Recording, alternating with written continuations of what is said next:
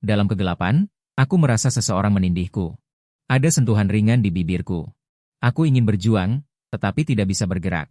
Aroma angin laut yang samar.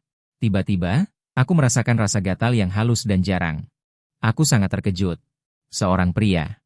Saat aku semester 3, aku bertemu dengan Shen Qingqi, saudari Shen Qingyu. Saat itu mereka baru semester 1, dan aku adalah asisten dosen yang ditugaskan ke kelas mereka. Pertama kali bertemu, keduanya menarik perhatianku. Hampir identik. Anggun, sederhana dan ramah. Berkelas. Keduanya duduk di baris kedua tengah, tepat di depanku. Nomorku ditulis guru di papan tulis. Ini seniormu, Yao Zihui. Jika kalian memiliki masalah di kampus, kalian bisa meminta bantuannya. Dalam radius 10 li di sekitar luar kampus. Jika ada masalah, kalian juga bisa mencarinya. Jangan meremehkannya. Jangan tertipu oleh penampilannya yang sopan. Guru memujiku di depan mahasiswa baru. Sampai-sampai aku merasa malu. Aku melihat kedua saudara kembar itu mengerutkan kening. Saat itu aku merasa dari keduanya memancarkan aura yang sulit didekati. Baru setelah itu aku menyadari, perbedaan keduanya cukup besar. Kakak, Shen Qingqi, agak dingin. Sedangkan adik, Shen Qingyu, agak imut dan ceria. Keduanya seperti pemandangan di sekolah. Banyak anak laki-laki punya niat buruk. Tentu saja, itu tidak termasuk aku. Aku hanya menyukai wanita cantik, tidak mengganggu mereka. Hari itu, aku membantu seorang junior menyelesaikan keterlambatan pembayaran pinjaman online kecil. Dia menggunakan kartu pelajarnya untuk menggadaikan di luar kampus. 5.000 yuan untuk membeli ponsel. Standar 9 keluar 13 kembali. Dibagi menjadi 6 atau 7. Baru 3 hari setelah awal semester. Sudah diancam oleh orang luar kampus. Saat itu pinjaman online merajalela. Hanya di sekitar sekolah saja ada 7 atau 8 tempat. Mereka membuat akun publik dan mencari mahasiswa untuk membantu promosi di dalam kampus.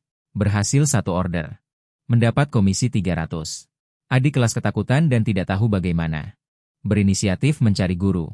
Setelah guru memahami situasinya, langsung melemparkannya kepadaku. Untungnya aku punya banyak teman. Pihak lawan menghormatiku. Memberi tenggang waktu 3 bulan. Dan sekalian memberiku sebungkus rokok Zonghua.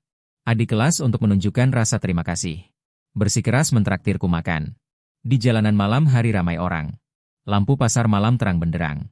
Aroma barbeque dan kastanye panggang memenuhi udara. Aku dan adik kelas baru saja duduk di warung barbeque pinggir jalan. Ketika melihat mereka, Shen Qingqi dan Shen Qingyu. Kedua saudari berjalan berdampingan. Sepanjang jalan, entah berapa kali mereka didekati. Tapi mereka tidak menghiraukan. Langkah mereka tidak berhenti. Akhirnya, mereka dihentikan oleh seseorang. Aku tahu siapa pemimpinnya. Dari sekolah sebelah. Lulus tahun lalu. Saat masih sekolah, dia membuka tempat bermain mahjong di dekat sini. Dan itu ilegal. Juga menawarkan pinjaman kecil. Hingga 5.000 yuan. Khusus mencari uang dari para penjudi di beberapa universitas di sekitar sini. Orang-orang di sekitarnya juga. Adik kelasnya atau preman lokal. Beberapa orang mengepung mereka. Suara mereka keras. Dengan antusiasme yang tidak bisa ditolak. Mahasiswa yang lewat di dekatnya sedikit menjauh. Tidak ada yang mau cari masalah. Aku juga tidak ingin ikut campur. Tapi ketika aku berpikir bahwa mereka adalah adik kelasku sendiri, aku berdiri dan berjalan mendekat. Qingqi, Qingyu. Aku menyapa mereka dengan santai. Seolah-olah kita sudah akrab. Aku sudah menunggu kalian berdua lama sekali. Duduk di sini saja. Orang yang memimpin itu melihatku. Dia menyeringai. Yo. Ahui. Kebetulan sekali. Aku mengangguk. Aku mengulurkan tangan dan menepuk bahunya. Kebetulan sekali. Pang Hu. Lama tidak bertemu, kau semakin tampan.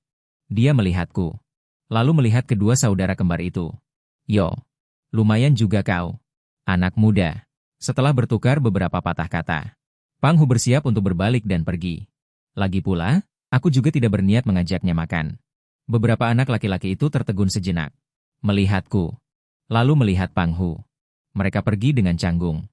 Setelah Pang Hu dan teman-temannya pergi, suasana tegang di udara. Akhirnya mereda. Aku bertanya dengan sopan. Apakah kalian mau ikut? Tak disangka, Shen Qingyu langsung setuju. Justru pada hari itulah, kami resmi saling mengenal. Shen Qingqi dan Shen Qingyu memiliki kepribadian yang menarik. Tetapi tidak pernah ada kesan. Seperti anak orang kaya. Berinteraksi dengan mereka juga terasa mudah. Kami kadang-kadang bertemu di perpustakaan. saling mengangguk dan tersenyum. Atau di jalan pulang setelah kelas. Berbincang singkat. Mereka terhadap senior sepertiku. Terhadap mahasiswa laki-laki ini. Tampaknya hanya sebatas itu saja. Sampai sore itu. Shen Qingyu datang mencariku. Dia berdiri di depan pintu. Sinar matahari memberikan lapisan cahaya lembut di sekelilingnya. Ekspresinya terlihat sedikit bermasalah. Senior, apakah kamu ada waktu sekarang? Suaranya pelan. Tidak seperti biasanya yang cepat dan tegas. Aku menyuruhnya masuk dan duduk. Dia ragu sejenak. Baru kemudian berbicara. Senior, bisakah aku meminta bantuanmu? Yang dia maksud adalah mahasiswa pertukaran di kelas mereka. Itousei. Menurutnya, mahasiswa laki-laki Jepang ini, sepertinya terhadap mereka bersaudara. Terutama terhadap Shen Qingqi. Menunjukkan sikap antusias yang berlebihan. Mudah menimbulkan kesalahpahaman yang tidak perlu. Bahkan masalah. Aku berpikir sejenak. Tidak langsung menyanggupi. Hanya mengangguk. Aku mengerti. Serahkan ini padaku. Untuk sementara, kalian usahakan untuk menghindari adegan bertemu dengannya sendirian. Keesokan harinya, aku mencari kesempatan. Aku mencari beberapa koneksi. Teman-teman yang lumayan baik. Di gang belakang warnet. Kami menyapanya dengan ramah. Menanyakan apakah dia mengikuti pelajaran dengan baik. Apakah dia terbiasa dengan kehidupan di sini. Ito Naruse adalah orang yang pintar. Meskipun penglihatannya terhalang. Tapi dia masih merasakan perhatian kami padanya. Dia mengucapkan terima kasih kepada kami dengan sopan. Setelah kembali, dia masih di asrama. Mahasiswa asing. Mengurung diri selama 3 hari. Masalahnya diselesaikan dengan tenang. Ketika Shen Qingyu bertemu denganku, senyumnya tampak lebih tulus. Kadang-kadang di perpustakaan, dia akan memesan tempat duduk untukku. Atau membawakan sebotol minuman dingin. Shen Qingqi masih dingin. Tapi ketika dia mengangguk, es di matanya juga sedikit mencair. Ayo, senior. 1 gelas lagi. Suara Shen Qingyu menarikku kembali dari lamunan. Dia memegang gelas anggur dan menatapku dengan seksama. Aku benar-benar tidak bisa minum lagi. Aku baru saja kembali dari luar negeri. Dan langsung dijemput begitu turun dari pesawat untuk menyambutku kembali dan menghilangkan debu perjalanan. Terlalu antusias. Jet lagku belum hilang. Duduk saja langsung minum. Seluruh tubuhku terasa pusing. Membuatku sedikit gelisah. Tidak kusangka Shen Qingyu baru lulus kuliah.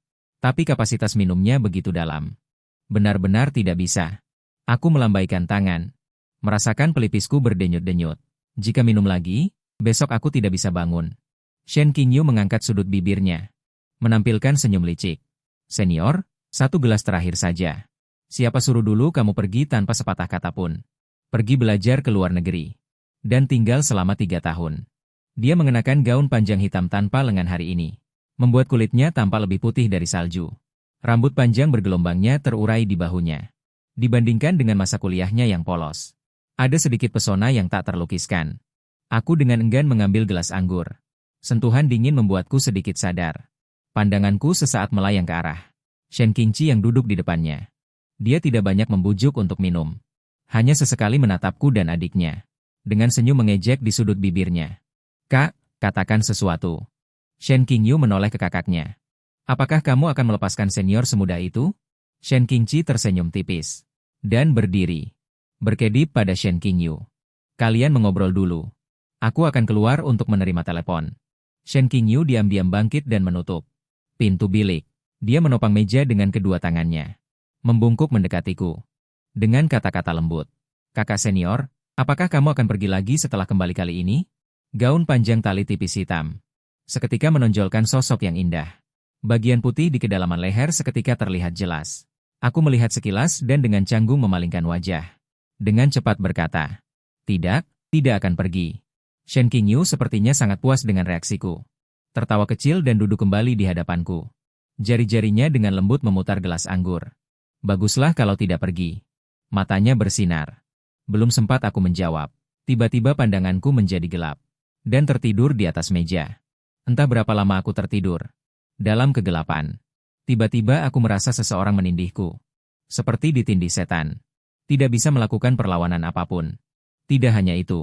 Sentuhan basah dan intim datang dari bibirku. Ingin meronta. Namun ciuman itu membuatnya tak bisa bergerak. Sedikit beraroma angin laut. Tiba-tiba, aku merasakan sedikit rasa gatal yang sangat jarang. Hatiku tiba-tiba terkejut. Seorang pria. Saat menyadari bahwa aku mungkin dilecehkan oleh seorang pria, seluruh tubuhku menegang. Otakku juga langsung jernih. Namun rasa lelah yang luar biasa. Tanpa sadar tertidur lagi. Aku membuka mataku. Di depanku ada ruangan asing.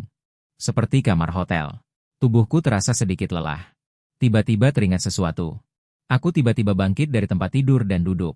Aku memaksa diriku untuk tenang. Seperti seorang detektif. Memeriksa tempat tidur ganda yang besar ini. Bantalnya sedikit berantakan. Namun selain itu, semuanya seperti biasa. Aku berbaring. Memeriksa spray. Juga tidak membuahkan hasil. Kekuatan prediksi. Melihat diriku di cermin. Memeriksa berulang kali. Memastikan tidak ada yang aneh dengan tubuhku. Aku sedikit lega. Mungkin aku terlalu lelah akhir-akhir ini. Menghasilkan ilusi. Membuka keran. Membasuh wajah dengan air dingin. Tetesan air meluncur di pipi. Di mata pria di cermin. Masih ada sedikit darah. Tapi fitur wajahnya jelas. Garisnya jelas dan tajam. Setelah mandi, aku menyisir rambut basah di dahiku. Ke belakang. Saat bergerak, pinggang ramping di cermin. Terlihat jelas. Otot dada. Otot perut. Garis V. Jejak gaya hidup disiplin. Terlihat jelas. Aku menggelengkan kepala sambil tersenyum pahit. Merasa tak bisa berkata-kata. Pada tebakan konyol sesaatku tadi. Setelah memeriksa lagi, saat aku berpakaian dan keluar dari kamar mandi, ponselku bergetar di meja samping tempat tidur.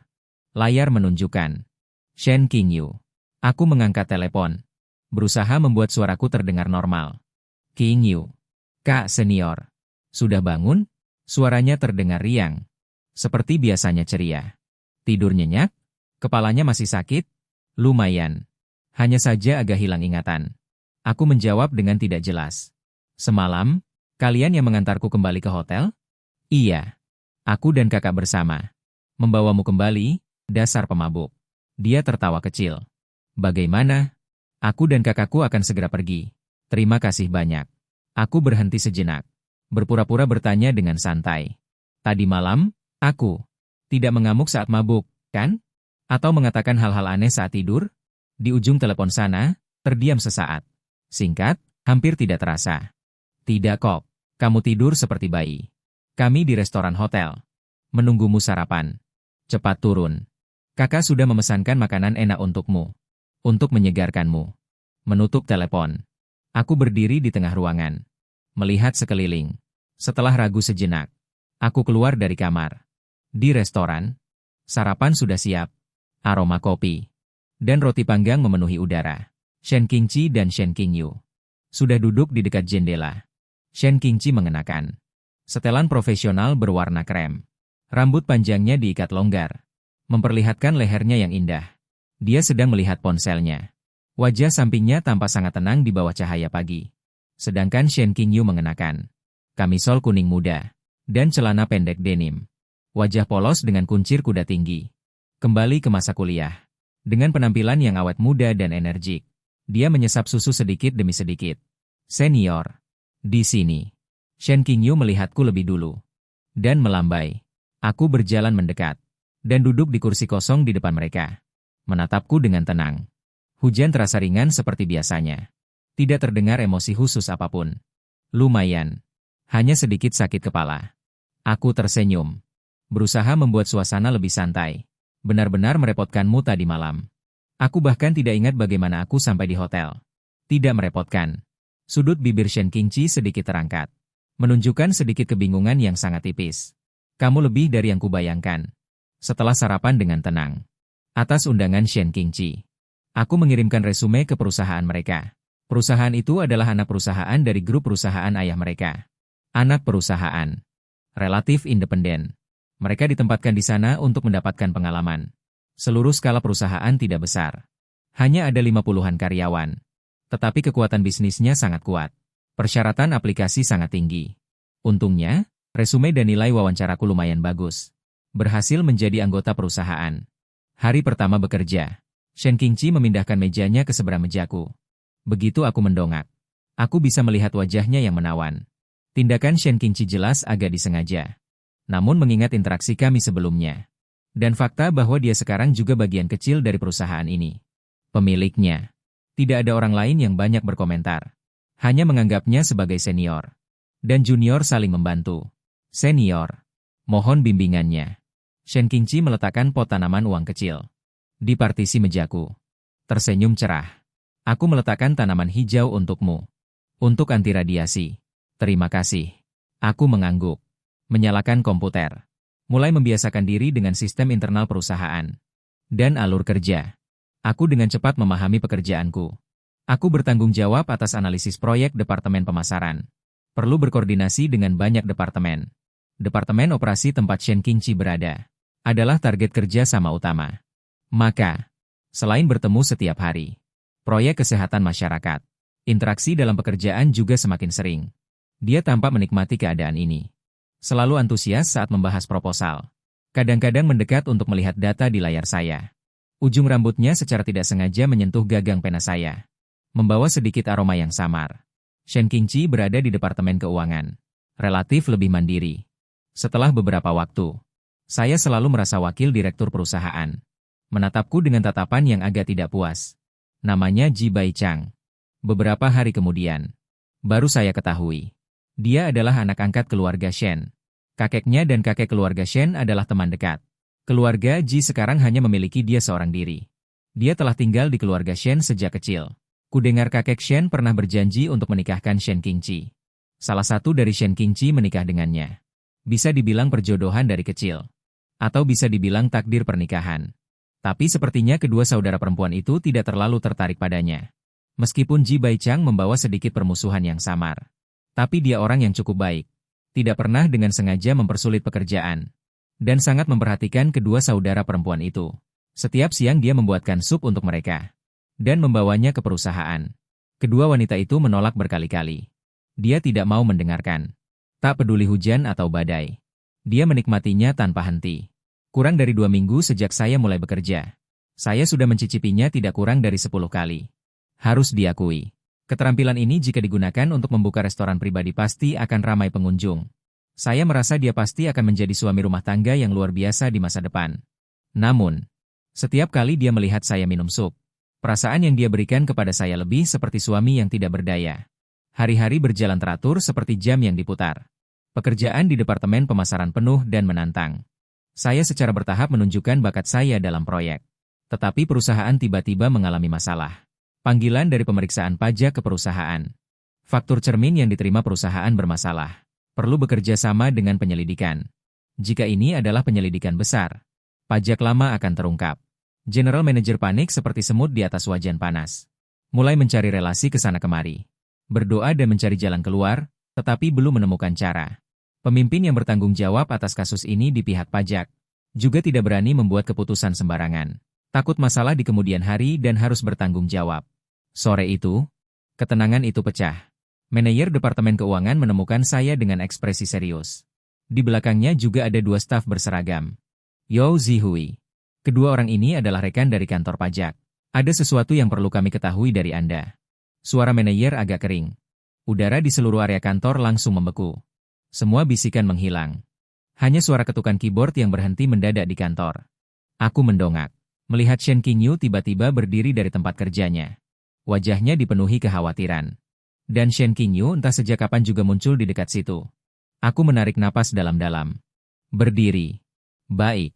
Mari kita bicarakan tentang masalah pelatihan ini. Yang disebut situasinya. Hanya proyek kerjasama dengan pemasok yang saya tangani setelah saya mulai bekerja. Kantor pajak menerima laporan yang menyatakan bahwa perusahaan kami memperoleh sejumlah besar dari pemasok ini. Faktur ternyata dicurigai palsu. Dan perusahaan ini benar-benar terbukti mengeluarkan faktur palsu. Penanggung jawab perusahaan telah dibawa dan ditahan. Ini terlalu kebetulan. Saya baru menanganinya beberapa hari. Begitu faktur dikeluarkan, masalah muncul. Saya curiga seseorang menanam ranjau untuk saya. Perusahaan memberikan banyak bukti untuk membuktikan bahwa itu diperoleh dengan itikat baik. Namun pemeriksa pajak tetap bersikeras. Ingin mengetahui apakah kami mengetahuinya. Jika terbukti menerima faktur palsu, perusahaan tidak hanya menghadapi sejumlah besar pajak tambahan, denda keterlambatan dan denda. Yang lebih penting adalah penurunan peringkat pajak. Operasi masa depan akan terpengaruh secara serius. Ini juga akan menjadi noda dalam karir profesional saya. Semakin dipikirkan, semakin marah. Saya mengangkat telepon dan menelepon seseorang. Malam itu, saya membawa 2 kantong hadiah dan pergi mengunjungi rumah Wu Ye. Ah Hui, apa yang kamu lakukan? Ah iya, kamu benar-benar membuatku menderita. Belum sempat menyambut saya masuk. Wu Ye mengambil hadiah dari tangan saya. Dia pergi ke ruang tamu sendiri. Bukan begitu. Kamu menggunakan kotak hadiah Mao Tai khusus untuk membungkus buah. Terutama jeruk Satsuma. Sambil dengan sedih membongkar kotak hadiah. Wu Ye mengambil jeruk Satsuma, mengupasnya, dan memasukkannya ke mulutnya. Kamu bilang ingin meminta bantuanku. Tidak ada kesungguhan sama sekali. Meskipun mulutnya terus mengomel. Tapi saya tahu ini pasti berhasil. Wali kota saat ini adalah sepupunya. Dan Wu Ye sebagai cucu bungsu dalam keluarganya. Dicintai oleh kakek. Dulu, kakek langsung menyuruh nomor 5. Orang tuanya keluar dari tim pelayanan masyarakat. Hanya untuk melahirkan anak kedua. Yaitu dia. Sejak itu, dia tidak disayangi ayahnya atau ibunya. Hanya tersisa kakek nenek dari pihak ayah dan kakek nenek dari pihak ibu. Serta semua bibi, paman, dan paman dari pihak ibu yang menyayanginya. Sebagai keluarga pemain uji coba internal server nasional. Si payah yang paling dimanjakan. Hal kecil ini. Hanya masalah satu kata darinya. Setelah kartu nomor 5 keluar. Angin kencang bertiup. Sebagian besar alkohol menghilang. Dia minum setengah botol anggur vintagenya. Dan menahannya selama setengah jam. Agak malu. Ponsel bergetar di saku. Itu Shen Qingyu. Kakak senior. Tidak apa-apa. Suaranya agak cemas. Suara latar belakang sangat tenang. Seharusnya tidak di perusahaan. Tidak apa-apa. Terselesaikan. Aku terkejut melihatnya. Aku tahu. Mereka juga mencari koneksi keluarga Shen. Sayangnya, koneksi itu tidak ada di Hangzhou. Tidak bisa digunakan dalam waktu dekat. Keesokan harinya, begitu tiba di perusahaan. Suasananya jelas berbeda. Ji Cha mengirim pesan yang mengatakan, hari ini beberapa pihak, diam-diam berusaha menyelesaikan masalah ini dengan baik. Cukup membayar pajak dan denda keterlambatan. Badai pajak tampaknya mereda. Namun, di perusahaan, ada semacam yang tak terlukiskan. Suasana yang halus. Tatapan Ji Baichang padaku. Selain yang sebelumnya, permusuhan yang samar-samar. Ada lebih banyak pemeriksaan dan penyelidikan. Dia mungkin tidak mengerti. Bagaimana aku bisa melakukannya? Jika aku mengatakan kepadanya bahwa untuk bertahan, yang terpenting adalah punya banyak teman. Aku tidak tahu apakah dia akan bangun. Shen Qingqi jauh lebih langsung. Memanfaatkan sedikitnya orang di kantor gedung pengajaran 5. Dia meluncurkan kursinya mendekat. Kedua matanya bersinar. Membuatku malu untuk mendongak. Lagi pula, dengan tinggi badanku ini. Pandangan pertama adalah sudut pandang terbaik. Garis depan Shen Qingqi yang membanggakan. Semua terlihat jelas. Pandangan selalu tanpa sadar terfokus. Tubuh juga menjadi panas. Sosok anime 36D. Sungguh sulit untuk ditahan. Aku mulai merindukan tahun-tahun itu. Shen Qingyu yang muda dan menawan. Pandangan melewatinya. Melihat Shen Qingqi berjalan keluar dari bagian keuangan. Dia memegang sebuah dokumen di tangannya. Pandangannya sepertinya tanpa sengaja menyapu ke arah kami. Bertemu pandang denganku sesaat. Kemudian dengan tenang mengalihkan pandangannya. Berjalan menuju kantor Ji Baichang. Ji Baichang berdiri di depan pintu kantor. Masih membawa termos yang familiar itu di tangannya. Dia melihat Shen Qingqi masuk. Wajahnya menunjukkan senyum lembut. Menyerahkan termos itu. Shen Qingqi menerimanya. Qingyu mengatakan sesuatu. Ji Baichang mengangguk. Namun, pandangannya melewati bahunya. Dan tertuju padaku. Benar-benar sakit. Shen Qingyu mengikuti pandanganku. Berdeham pelan. Dia menoleh. Dan berkata dengan suara pelan. Kak Ji orangnya baik. Hanya saja terlalu tidak sadar diri. Jelas tahu bahwa kakak tidak menyukainya. Tapi terus mengejar tanpa henti. Dia berhenti sejenak. Tiba-tiba mendekat. Senior. Menurutmu bagaimana kakakku? Aku terkejut dengan pertanyaan tiba-tiba ini. Hampir tersedak teh. Matanya tersenyum. Akhirnya memutuskan untuk makan malam bersama malam ini. Merayakan keberhasilan menyelesaikan masalah pajak. Makan malam diadakan di sebuah restoran pribadi yang cukup terkenal. Ruang pribadi itu tenang dan elegan. Di luar jendela adalah lampu neon kota yang menyala. Shen Qingqi jelas berdandan dengan hati-hati. Mengganti gaun panjang beludru merah cerah. Membuat kulitnya tampak lebih putih dari salju. Dia sepertinya sudah memutuskan untuk membuatku. Pahlawan ini mabuk sampai tidak bisa pulang. Makanan belum lengkap. Dia sudah mengangkat gelas untuk menghormatiku beberapa kali. Shen Qingqi duduk di samping. dan makan dengan tenang. Sesekali dia juga menyunggingkan senyum. Dia juga mengganti gaun panjang, seperti model yang sama dengan Shen Qingying. Biru muda. Terlihat lembut dan menyenangkan. Aku tiba-tiba teringat saat kuliah. Perasaan berdebar-debar itu. Kejadian tak terduga terjadi. Belum sempat kenyang. Kantuk berat sudah menelanku. Mini Hahajin. Perasaan tertekan itu datang lagi. Lebih jelas dari sebelumnya. Seolah seseorang membelai pipiku.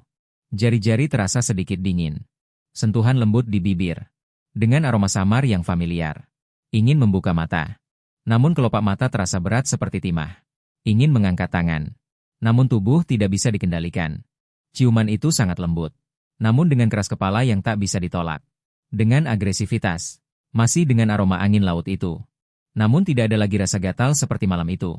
Aku bisa tenang. Bukan pria. Bangun lagi. Kepala terasa sakit sekali. Kamar hotel yang familiar. Cahaya pagi yang familiar menembus celah tirai. Tiba-tiba sentuhan di tubuh membuatku terkejut. Aku terbangun dalam pelukan Shen Qingqi. Dia memelukku erat seperti gurita. Kepalanya terkubur di ceruk leherku. Napasnya teratur. Aku bergerak sedikit. Shen Qingyu langsung mengeratkan lengannya. Ternyata sudah bangun. HM, senior. Tidur lagi saja. Kakinya dengan usil menempel di tubuhku. Tubuhku langsung membeku. Darah seolah mengalir deras ke kepala. Lalu tiba-tiba mengalir kembali ke telapak kaki. Tubuh hangat Shen Qingyu menempel erat padaku. Bisa terasa dengan jelas. Lekuk tubuhnya yang lembut dan suhu tubuhnya yang hangat. Dalam pikiran muncul adegan-adegan masa lalu. Adik kecilku langsung memberikan respons yang memuaskan. Aku hampir melompat bangun. Gerakan yang besar itu membuat Shen Qingyu juga terbangun. Dia mengucek matanya yang masih mengantuk. Dengan malas menegakkan tubuhnya. Wajahnya menunjukkan senyum licik yang puas. Selamat pagi, senior. Suaranya serak karena baru bangun. Tapi tatapannya ringan dan memaksa. Kami. Aku kehilangan kata-kata untuk sementara waktu. Otakku benar-benar kacau. Ingatan tadi malam berhenti di restoran. Setelah itu, semua menjadi gelap seperti biasa dan ada hal aneh itu. Mimpi. Shen Qingyu memiringkan kepalanya menatapku. Ekspresinya polos dan lugu. Kakak senior, kau tidak akan mengingkarinya, kan? Kau yang menarikku dan tidak melepaskanku tadi malam. Benar juga. Kau juga tidak mengakuinya sebelumnya. Kau langsung kabur ke luar negeri. Untung aku pergi ke luar negeri untuk menemukanmu. Mungkin kau tidak akan berani kembali ke negara ini. Dia menarik selimut yang melorot. Nadanya sedikit kasar. Tapi matanya bersinar. Aku menarik napas dalam-dalam. Memaksakan diri untuk tenang. Tadi malam aku tidak melakukan hal yang berlebihan, kan? Aku bertanya ragu-ragu. Suaraku kering. Shen Qingyu tiba-tiba mendekat. Aku bahkan bisa melihat bulu matanya yang panjang. Aroma samar dari tubuhnya menyambutku. Tumpang tindih halus. Dengan aroma samar dalam ingatan.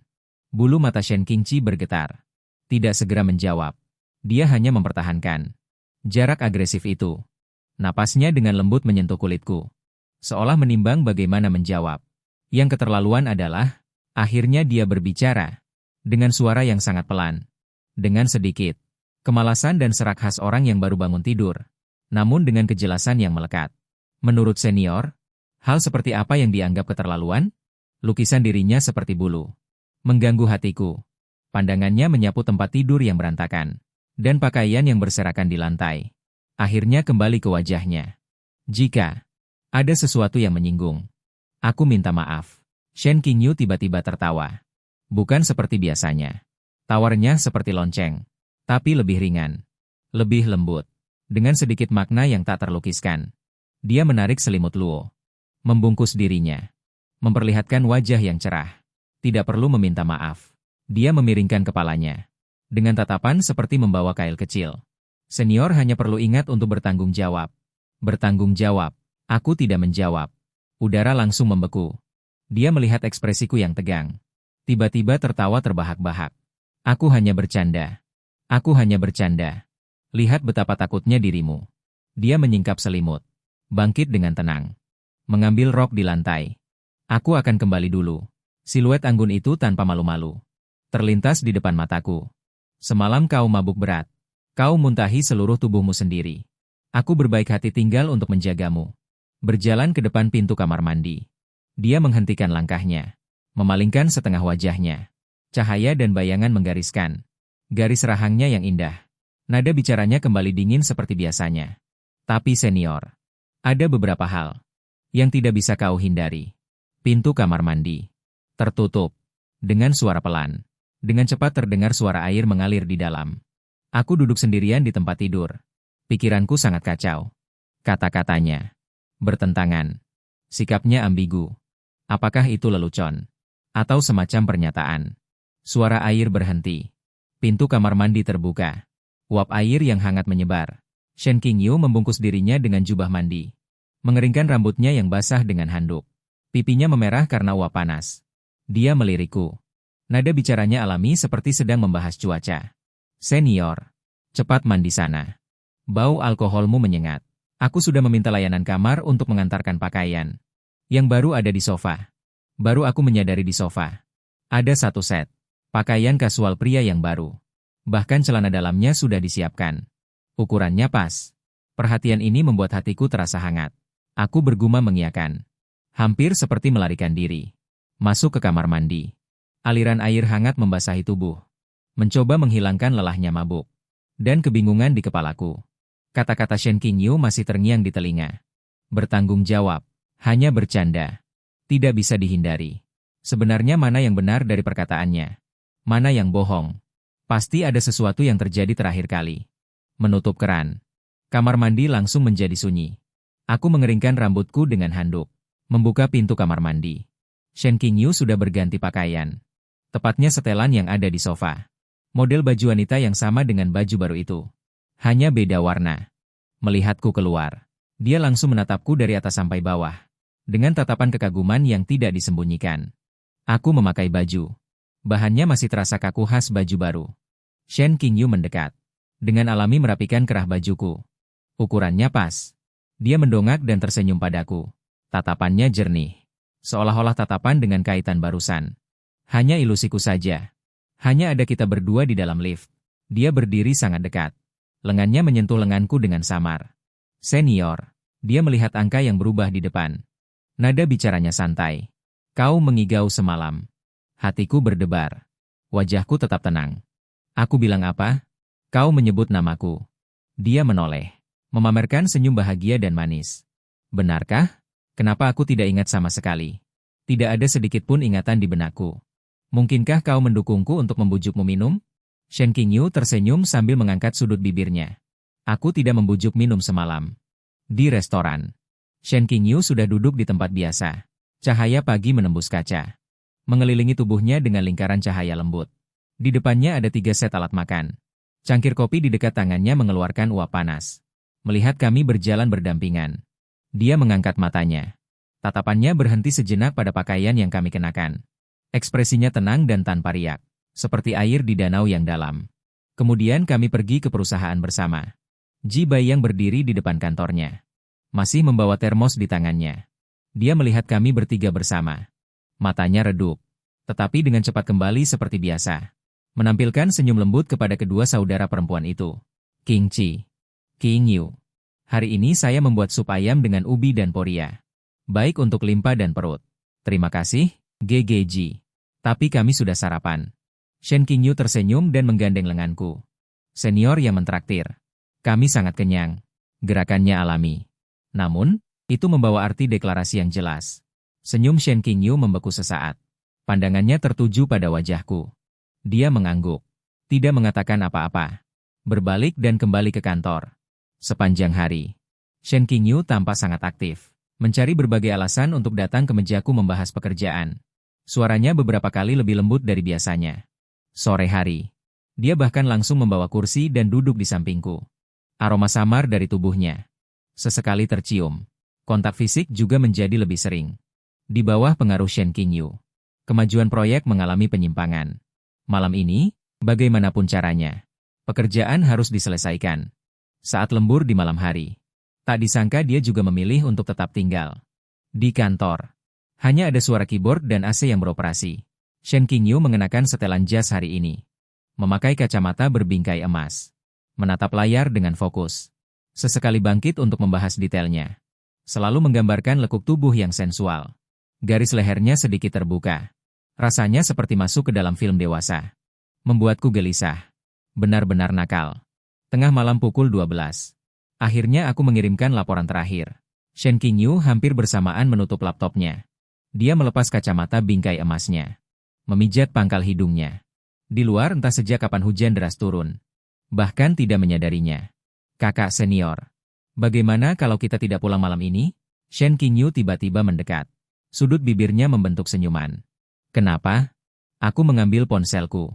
Aplikasi transportasi online menunjukkan di depan. Ada lebih dari 20 orang yang mengantre. Sulit mendapatkan taksi pada jam segini. Shen Qingyu berjalan ke arahku. Dengan alami membungkuk untuk melihat layar ponselku. Lagi pula, aku menemanimu sampai larut malam seperti ini. Apa kau masih tidak mengerti maksudnya? Cahayanya agak pucat. Menonjolkan garis wajah Shen Qingci. Pakaian Noel yang pas itu. Di saat sunyi seperti ini. Memang mudah membangkitkan imajinasi. Kacamata berbingkai emas dimainkan di tangannya. Dengan tatapan penuh keyakinan. Senyum yang hampir menantang. Senior. Kesempatan langka, lo. Suaranya rendah. Seperti bulu yang menggelitik gendang telinga. Aku bersandar di sandaran kursi. Memandanginya. Tidak menjawab. Hanya sedikit menyesuaikan rasa.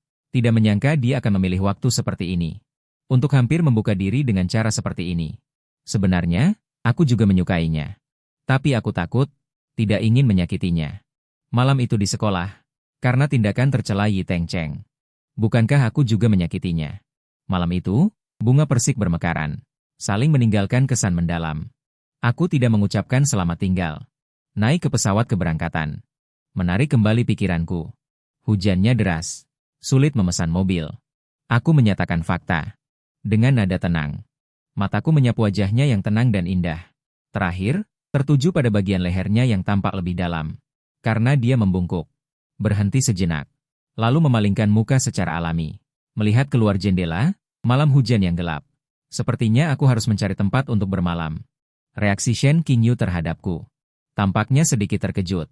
Mungkin dia berharap melihat. Keterkejutanku yang lebih jelas. Dia hanya bangkit. Memiringkan kepalanya dan tersenyum. Dengan sedikit kelicikan. Aku tahu ada hotel yang bagus di dekat sini. Tidak mungkin untuk sampai jika tidak bisa. Hotel yang dia katakan ternyata tidak jauh. Adalah sebuah hotel dengan desain yang kuat. Hotel butik. Tapi kami semua basah kuyup. Terguyur hujan lebat. Saat check-in. Dia dengan sangat alami. Hanya memesan satu kamar double. Mata petugas resepsionis. Berputar dengan halus di antara kami. Menyerahkan kartu kamar sambil mempertahankan senyum profesional. Saat memasuki ruangan. Suasana tiba-tiba menjadi sedikit ambigu. Cahaya lampu berwarna hangat. Karpet lembut. Tempat tidur double besar di tengah. Sangat mencolok. Aroma khas hotel memenuhi udara. Air hujan menetes dari ujung rambut kami. Menyebar menjadi noda air gelap di karpet. Kemeja putih Shen Qingyu. Hampir transparan setelah basah. Menempel erat pada kulit. Menggambarkan siluet anak muda. Dia sama sekali tidak peduli dengan tatapanku. Malah seperti memamerkan rampasan perang. Dengan ringan mengibaskan rambut panjangnya. Suasana membeku selama beberapa detik. Shen Qingyu langsung menerjang ke arahku. Memelukku erat-erat. Pakaian basah menempel di kulitku. Dinginnya dengan cepat digantikan oleh suhu tubuh. Gerakan menggantikan kata-kata. Ciumannya tidak teratur. Dengan semacam kekuatan menerjang. Lebih seperti deklarasi dan kepemilikan. Aku membalasnya. Telapak tanganku menempel di punggungnya yang basah. Bisa merasakan dengan jelas. Tulang belakang yang menonjol di bawah kemeja. Pakaian basah satu persatu. Shen Qingyu berserakan di karpet di lantai. Kali ini kau tidak bisa lari lagi. Kakak kelas, permainan orang dewasa. Tidak perlu banyak bicara. Aku merangkul pinggangnya. Mengangkatnya dalam pelukanku. Berjalan menuju kamar mandi. Suara gelisah muncul di kaca buram. Air panas mengalir deras. Uap yang mengepul langsung mengaburkan partisi kaca. Dari kamar mandi ke tempat tidur. Shen Qingyu melilitku seperti tanaman merambat. Antusiasmenya membawa semacam keputusasaan yang mempertaruhkan segalanya. Penglihatan dirampas dalam kegelapan. Indra lainnya diperkuat tanpa batas. Shen Qingyu bukan lagi adik kelas yang biasanya sedikit lucu dan licik. Dia menjadi langsung hangat. Yao Zihui. Dia memanggil nama lengkapku untuk pertama kalinya dengan lembut. Suara itu terputus-putus di ruangan yang kosong. Kali ini, jangan pernah berpikir untuk lari lagi. Aku tidak menjawab. Tapi gerakannya membawa kendali yang tak perlu dipertanyakan. Saat kelelahan. Suara hujan di luar jendela belum berhenti. King Yu mengambil ponselnya. Untuk meminta cuti 2 hari untuk kita. Saat suara hujan mereda, cahaya fajar sudah sedikit bersinar. Dengan kelelahan yang mendalam lagi. Kami tidur saat fajar menyingsing. Saat kami bangun. Waktunya sudah sore. Aku ingin King Yu membuka permainan lagi. Shen King Yu berbaring di atasku. Jari-jarinya tanpa sadar membuat lingkaran. Kami ditutupi selimut. Di antara anggota tubuh yang saling terkait. Masih ada jejak setelah kebebasan.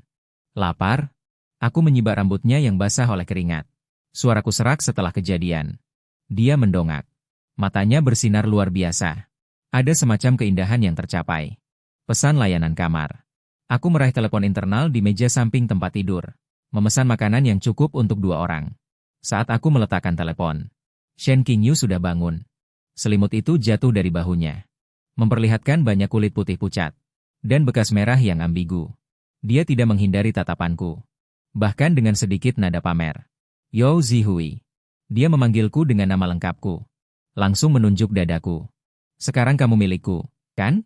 Aku menggenggam tangannya yang gelisah. Mengangguk. Makanan datang dengan cepat. Kami mengenakan jubah tidur. Duduk di meja bundar kecil di dekat jendela untuk makan. Shen King Yu dalam suasana hati yang baik. Sinar matahari menembus awan. Menyinari pipinya yang kecil. Bulu-bulu halus terlihat jelas.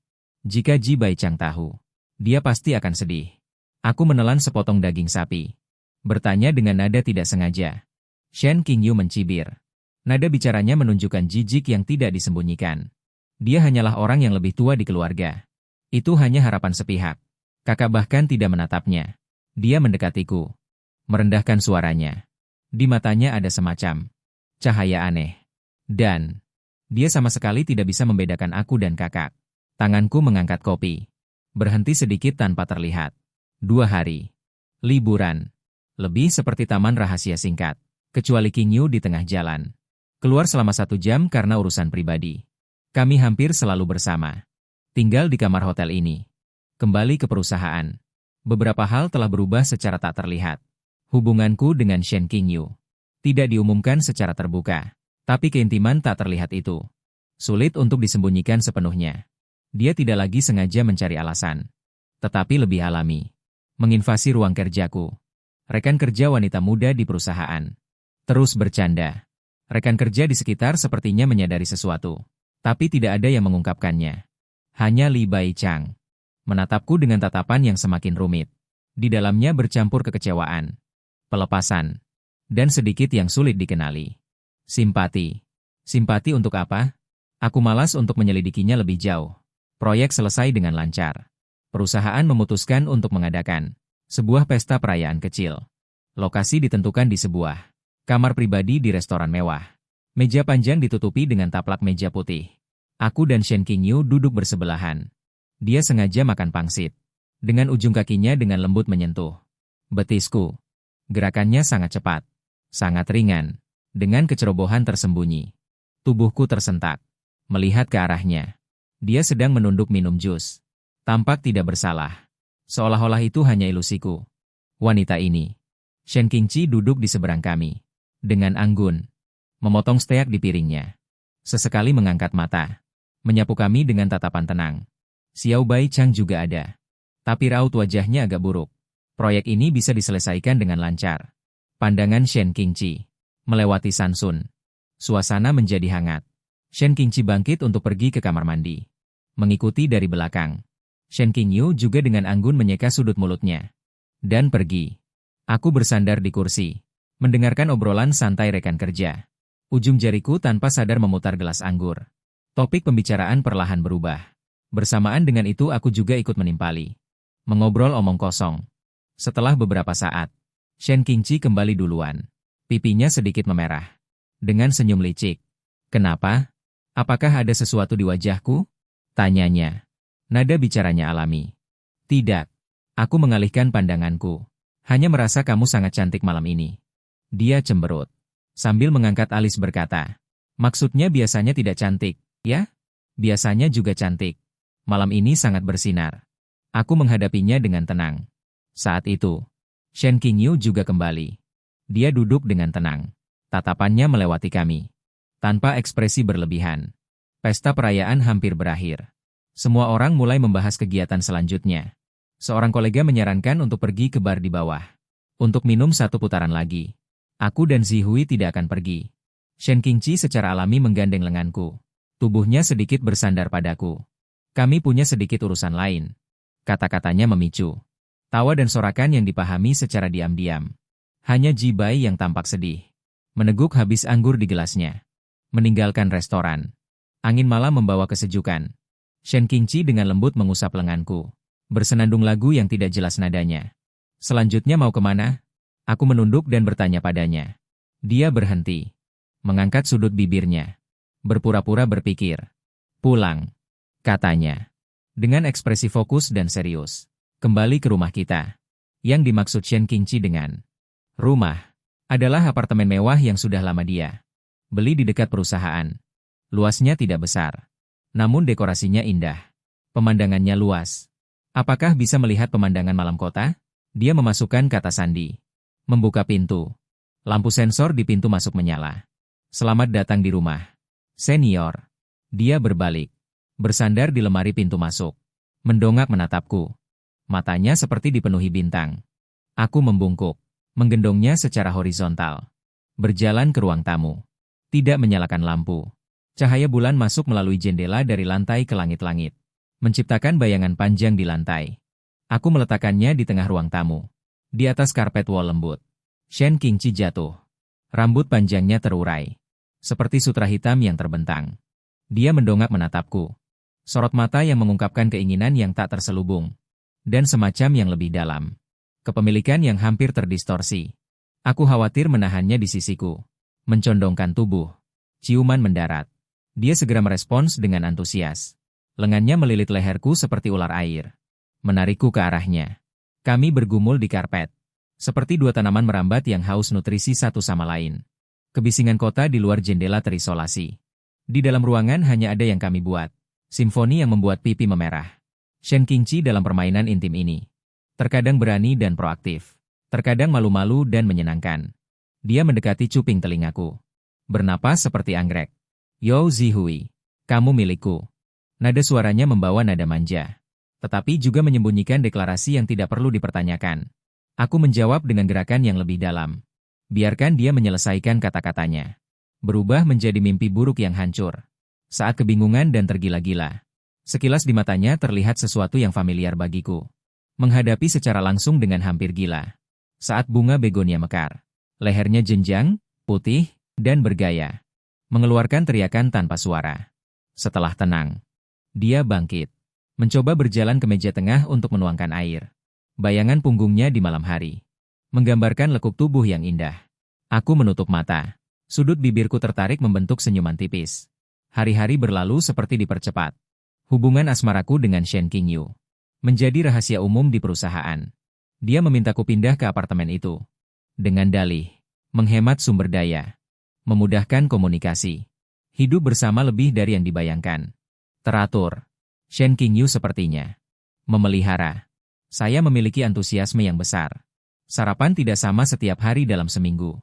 Bahkan dasi pun harus diikatkan sendiri untukku. Dia berdiri di depanku. Jari-jarinya bergerak dengan lincah.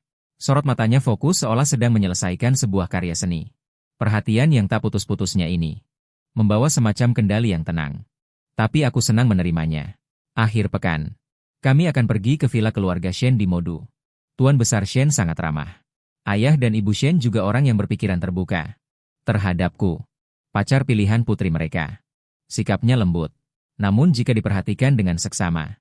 Selalu ada sedikit kompleksitas yang tak terlukiskan. Terutama ibu Shen. Seringkali matanya beralih antara aku dan Qinging. Yu Yan kekanak-kanakan. Ji Baichang juga sering hadir. Sebagai anak angkat keluarga Shen. Dia secara alami menghadiri pertemuan keluarga. Dia lebih terkendali. Tidak lagi sejelas dulu. Tatapan terpaku pada kedua saudara kembar itu. Emosi bercampur antara kehilangan dan ketidakberdayaan. Dia orang baik. Sayang sekali. Perasaan tidak bisa dipaksakan. Hari ini, aku berdiri di dapur terbuka. Di depan island table membuat kopi. Aroma memenuhi udara. Aroma kaya dari biji Arabica. Telepon berdering. Itu telepon dari sahabatku, Ahau. Tentang masalah pajak terakhir kali. Dia sudah menyelidikinya. Itu adalah mantan karyawan perusahaan dan pemasok yang berkolaborasi. Ingin mendapatkan rabat. Tetapi karena kesalahan kerja, diberhentikan lebih awal. Pasti perusahaan menyediakan posisi untukku. Dia menghubungi pemasok. Ingin mendapatkan rabat yang dijanjikan. Tetapi pihak lain tidak mengakuinya. Akhirnya, karena malu dan marah, melaporkan pihak lain. Kirimkan informasi yang kamu temukan nanti padaku. Telepon ditutup. Shen Qingyu mengenakan kemeja putihku. Bagian bawahnya pas menutupi pinggul. Dengan kaki panjang telanjang. Seperti kucing malas. Keluar dari kamar tidur. Dia memeluk pinggangku dari belakang. Pipinya menempel di punggungku. Wanginya enak. Dia bergumam. Aku tidak tahu apakah dia mengatakan kopi. Atau mengatakan aku. Aku menepuk tangannya yang masih melingkar di pinggangku. Pergi dan duduk. Sebentar lagi selesai. Dia menggosokkan wajahnya di punggungku. Baru kemudian melepaskan pelukannya dengan enggan. Melompat ke bangku tinggi. Menopang dagunya dengan kedua tangan dan melihatku sibuk. Aku memberinya kopi yang sudah diseduh. Ditambah 2 kali lipat susu dan gula. Persis seperti rasa yang dia suka. Dia menyesapnya sedikit. Tetapi matanya terus mengikutiku bergerak.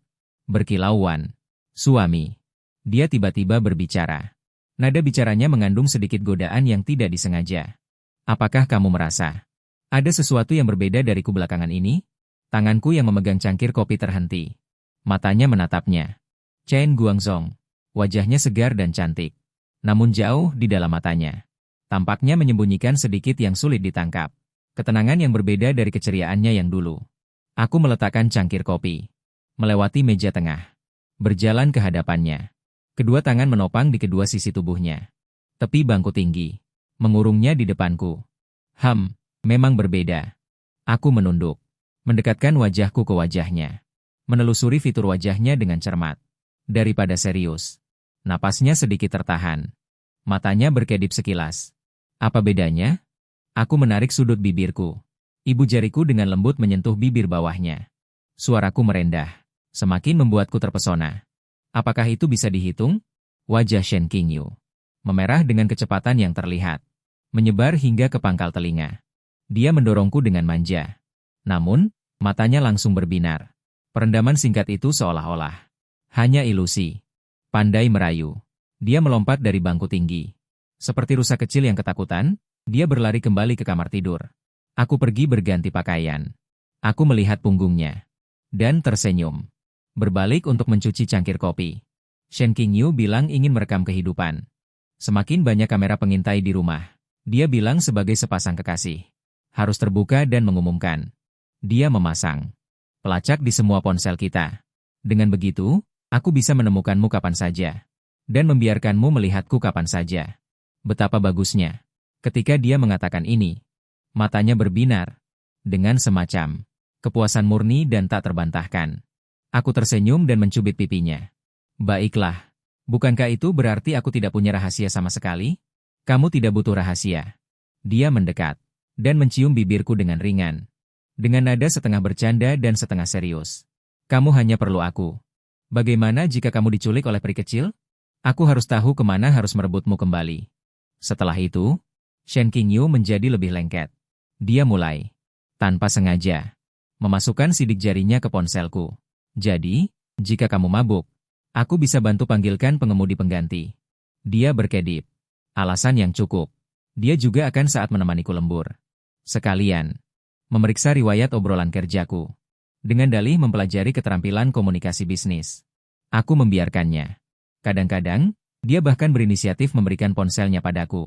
Lihat, apakah ada target yang mencurigakan. Dia akan memelototiku dengan tajam. Namun, sudut bibirnya tidak bisa menahan diri untuk tidak naik. Perilaku dengan obsesi yang tidak sehat semacam ini. Saat dia melakukannya, ternyata ada sedikit kelucuan yang manja. Jika ada percakapan dengan gadis lain, dia akan marah. Kemudian tak terhindarkan lagi. Sebuah kisah kantor akan terungkap. Meja kantor. Ruang pertemuan. Ruang keuangan. Toilet. Proyek memasuki tahap baru. Aku menjadi sangat sibuk. Melanjutkan lembur selama beberapa hari. Mataku memerah. Shen Qingyu mengeluh. Waktu yang kuhabiskan bersamanya berkurang. Namun tindakannya tetap perhatian dan teliti. Pacar. Setiap malam dia membawakan makanan larut malam yang disiapkan dengan cermat untuk menemaniku di kantor. Kemudian menungguku pulang bersama. Malam ini, Akhirnya aku menyelesaikan proposal terakhir. Aku mendongak dan meregangkan leherku yang kaku. Aku menemukan Shen Qingyu tertidur di kursi kerjaku di seberang. Aku berjalan mendekat dengan pelan. Ingin menyampirkan jaketku padanya. Saat mendekat, aku bisa mencium aroma dingin di rambutnya. Gerakanku sedikit terhenti, tetapi dengan cepat kembali normal. Dengan lembut menyampirkan jaket padanya. Kemudian membungkuk untuk menggendongnya pulang. Tepat saat lenganku melewati lututnya. Dia terbangun. Ada sedikit kebingungan di matanya sesaat. Namun sedetik kemudian langsung fokus. Akan kubuka yang kukenal. Dengan senyum manja dan penuh ketergantungan. Suami sudah selesai kerja? Suaranya serak khas bangun tidur. Dia memeluk leherku dengan menyembunyikan wajahnya di cerup leherku dan menggosokkannya. Aku sangat mengantuk. Ayo kita pulang. Oke, pulang. Aku menggendongnya ala bridal style. Mematikan lampu kantor. Akhir pekan, waktu senggang yang langka. Kami meringkuk di apartemen menonton film lama. Bayangan cahaya di layar berubah. Aktor dan aktris utama bertengkar hebat di tengah hujan. Shen Qingyu meringkuk di sofa. Kepalanya bersandar di pahaku. Jari-jariku sesekali menyisir rambutnya yang panjang. Alur cerita film mencapai klimaks. Pemeran utama wanita meninggalkan kalimat, "Aku tidak mencintaimu lagi." Berbalik dan pergi. Tokoh pria berdiri dengan getir di tempatnya. Shen Qingyu tiba-tiba membalikkan tubuhnya. Menatapku. "Suami," katanya. Nadanya tampak santai. Namun ujung jarinya tanpa sadar mencengkeram ujung bajuku. "Jika suatu hari nanti kau mengkhianatiku, aku tidak akan selemah ini." Berbalik dan pergi. Saat dia berkata demikian, dia tiba-tiba menunjukkan senyum aneh. "Aku akan menguncimu, agar tidak pernah mengkhianatiku lagi." Aku menunduk, bertemu pandang dengannya. Jari-jariku dengan lembut mencubit pipinya. Tertawa kecil. "Pengkhianatan? Itu tidak akan terjadi." Dia menatapku lurus. Matanya berkedip, menunjukkan senyum puas. Dia kembali meringkuk di pelukanku, menyembunyikan wajah di pinggangku. Dalam film, tokoh utama pria dan wanita mengalami kesulitan. Akhirnya bertemu kembali dan berpelukan. Tak disangka, itu masih merupakan drama mengejar istri ke neraka. Film yang sukses mengejar istri. Dan kami berpelukan di sofa. Terlihat lebih erat daripada akhir film. Kegiatan tim building kuartalan diatur di resor pemandian air panas di pinggiran kota. Dapat memilih kamar dengan bebas. Aku dan Shen Qingqi tentu saja tinggal di satu kamar. Halaman kecil dengan privasi yang baik. Dengan kolam air panas luar ruangan pribadi. Malam hari, lembah sunyi. Hanya sesekali suara serangga. Uap air kolam air panas beruap. Shen Qingqi mengenakan baju renang yang berani. Berendam di kolam. Hanya memperlihatkan bahunya. Pipinya memerah karena uap panas. Aku bersandar di tepi kolam. Memandangnya. Di antara riak air. Lekuk tubuhnya tampak samar-samar. Dia tampak sedikit malu. Selalu menundukkan kepala. Bermain dengan kelopak bunga di permukaan air. "Kemarilah." Aku mengulurkan tanganku ke arahnya. Ia ragu sejenak. Namun perlahan mendekat. Suhu airnya pas. Kulit bersentuhan. Menimbulkan getaran. Aku melingkarkan tanganku di pinggangnya. Membawanya ke tepi kolam. Bersandar di dinding kolam yang sejuk. Uap air mengaburkan pandangan kami. Aku menunduk dan menciumnya. Ciuman ini membawa kehangatan onsen. Lebih mesra dari biasanya. Ia bisa merasakan perubahan dalam tubuhku. Ia mendorongku pelan. Suaranya basah karena uap air. "Jangan di sini. Kembali ke kamar." "Baik." Aku menjawab. Namun gerakanku tidak berhenti. Tanganku mengikuti lehernya ke bawah. Ia mendongak. Napasnya menjadi cepat. Jari-jarinya tanpa sadar mencengkeram lenganku. Di bawah sinar bulan. Terbuai dalam cinta. Pagi setelah malam onsen. Kicau burung renyah di lembah. Saat aku bangun, orang di sampingku masih tertidur lelap. Napasnya teratur. Aku bangkit dengan pelan. Mengenakan jubah tidur dan berjalan ke teras luar. Teras kayu di bawah kakiku masih basah oleh embun pagi. Air kolam air panas tadi malam sudah kembali tenang. Memantulkan langit biru cerah. Suara langkah kaki kecil datang dari belakang. Sepasang lengan melingkari pinggangku dari belakang. Tubuh hangat menempel padaku. "Kenapa bangun sepagi ini?" Suaranya serak karena kantuk. Pipi bersandar di punggungku. "Bangun dan tidak bisa melihatmu." Nada suaranya membawa sedikit ketergantungan. Aku memegang tangannya. Ujung jarinya sedikit dingin. "Aku melihatmu tidur nyenyak." Tidak tega membangunkannya. Aku berbalik. Dan menariknya ke dalam pelukanku. Membungkus tubuhnya yang telanjang dengan jubah tidur. "Pagi ini dingin. Jangan sampai masuk angin. Dia mendongak menatapku. Dengan tatapan jernih. Dengan sedikit nada manja. Suami. Maukah kita menikah? Aku menunduk. Mencium keningnya. Baik. Aku menggendongnya. Dan masuk ke kamar dalam. Belum sarapan? Dia memprotes dengan pelan. Namun lengannya melingkar erat di leherku. Sejak berita tentang pernikahan kita, keluarga Shen mengambil alih semua persiapan. Membuat orang tuaku merasa lega. Shen Qingyu juga menjadi sibuk. Dia sepertinya menikmati kesibukan ini. Harus mengurus semuanya secara pribadi, besar maupun kecil. Seminggu sebelum pernikahan, Shen Qingyu menyarankan untuk melakukan perjalanan singkat. Untuk bersantai. Tujuannya adalah tempat terakhir. Resor pemandian air panas. Dia bilang ingin menghidupkan kembali. Memesan kamar dengan privasi yang sangat baik. Malam. Uap panas mengepul dari pemandian air panas terbuka. Anda dapat melihat bintang-bintang yang tersebar saat Anda mendongak. Suhu air menempel lembut pada kulit. Dia bersandar di pelukanku. Punggungnya menempel di dadaku. Tanganku secara alami melingkari pinggangnya. Apakah kamu gugup? Aku bertanya dengan berbisik. Bibirku menyentuh daun telinganya. Gugup tentang apa? Suaranya lembab dan berair. Sedikit manja. Pernikahan. Dia terdiam selama beberapa detik. Lalu tertawa kecil. Apa yang membuat gugup? Bagaimanapun, kamu tidak bisa melarikan diri. Dia berbalik. Menghadapiku. Di antara riak air. Tubuh kita terhubung erat. Yo Zihui. Dia memanggilku dengan nama lengkap. Jari-jarinya menyentuh wajahku. Membawa air hangat. Berkata, kamu mencintaiku. Aku menggenggam tangannya. Menciumnya di bibir. Aku mencintaimu. Ujung jarinya sedikit bergetar. Bertanya lagi. Hanya mencintaiku? Aku menatap matanya. Keraguan dan kegelisahan di sana. Hampir meluap. Aku menunduk. Menciumnya. Dengan ciuman yang dalam dan mesra. Menggantikan jawabanku. Suara air berdesir. Bintang-bintang diam-diam menyaksikan semua ini. Akhiri ciuman ini. Dia bersandar di pelukanku, sedikit terengah-engah. Aku membelai punggungnya. Suara rendah. Seumur hidup ini. Kehidupan selanjutnya. Hanya mencintaimu. Shen Qingyu pergi. Tepat saat kita mengadakan pernikahan. Pagi hari itu. Kudengar dia hanya membawa sebuah koper sederhana. Membeli tiket kereta paling awal. Menuju utara. Tanpa mengucapkan selamat tinggal. Seperti angin yang sunyi senyap. Pernikahan itu megah dan sempurna. Sesi bersulang. Shen Qingci juga melepaskan. Dengan wajah tersenyum membawa gelas anggur. Menemani di samping.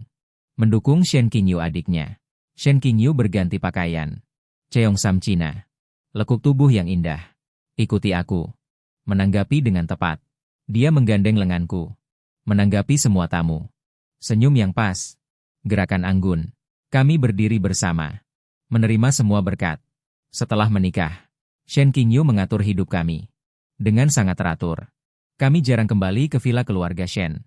Sepertinya setelah pernikahan besar itu, kami berdua diam-diam menginginkan ruang yang sepenuhnya milik kami. Dia dan lingkaran sosialku. Pembersihan tampaknya telah berakhir.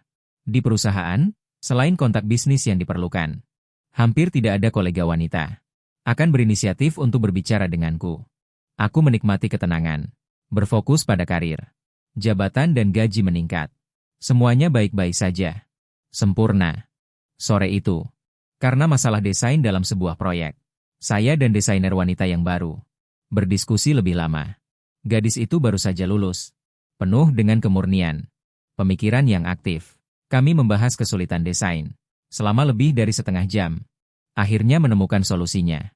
Gadis itu menghela napas lega, menampilkan senyum cerah, berkata dengan manis, "Yo Zong, berdiskusi dengan Anda sangat bermanfaat. Bisakah saya meminta saran Anda lagi di lain waktu?" Aku tersenyum. Membereskan dokumen di atas meja. Tentu saja. Masalah pekerjaan bisa kapan saja. Ini hanya pertukaran pekerjaan yang sangat biasa. Keesokan harinya, saya menemukan bahwa kemarin, desainer wanita yang berdiskusi dengan saya tidak masuk kerja. Para siswa berbisik-bisik. Dikatakan bahwa gadis itu mengambil cuti karena ada urusan mendesak di rumah. Awalnya aku tidak memperhatikannya. Siapa yang tidak punya urusan mendesak? Lagi pula, kami tidak berada di departemen yang sama. Beberapa hari berlalu begitu saja. Gadis itu tidak pernah muncul. Menghubungi ponselnya. Sudah dalam keadaan mati. Setelah makan malam, Aku dan King Yu meringkuk di sofa menonton TV. Berita sedang menayangkan kasus orang hilang. Orang hilang itu adalah seorang wanita muda. Aku langsung mengenalinya. Itu adalah gadis di perusahaan. Berita masih menayangkan perkembangan kasus orang hilang. Pakaian gadis yang hilang selama beberapa hari. Dan barang-barang pribadinya. Ditemukan di sebuah pabrik terbengkalai di pinggiran kota. Tapi orangnya masih belum ditemukan. Polisi telah turun tangan untuk menyelidiki. Mencurigai kemungkinan mengalami kecelakaan. Polisi mengimbau warga untuk memberikan informasi. Pembawa berita menggunakan nada yang sedih. Sambil menyebutkan, kasus lama lainnya yang penuh teka-teki yang sudah lama ada. 2 tahun lalu. Sudut mulut sedikit terangkat. Dengan semacam yang sulit dijelaskan. Senyum aneh yang hampir puas. Seolah bunga kejahatan diam-diam mekar di malam yang gelap. Memancarkan aroma berbahaya dan manis. Gerakanku membeku di tempat. Aku merasa sedikit merinding. Shen Qingqi sepertinya menyadari tatapanku. Dia mematikan TV. Berbalik. Mendekat ke pelukanku dengan alami. Mendongak dan bertanya. Ada apa? Suami. Kenapa wajahmu terlihat sangat buruk? Apakah kamu terlalu lelah bekerja? Suaranya lembut. Matanya jernih. Seolah keanehan sesaat tadi. Hanya ilusiku yang disebabkan oleh berita. Tidak apa-apa. Mungkin agak lelah. Melihat berita seperti ini. Hatiku merasa tidak enak. Ah, ya. Mengerikan sekali.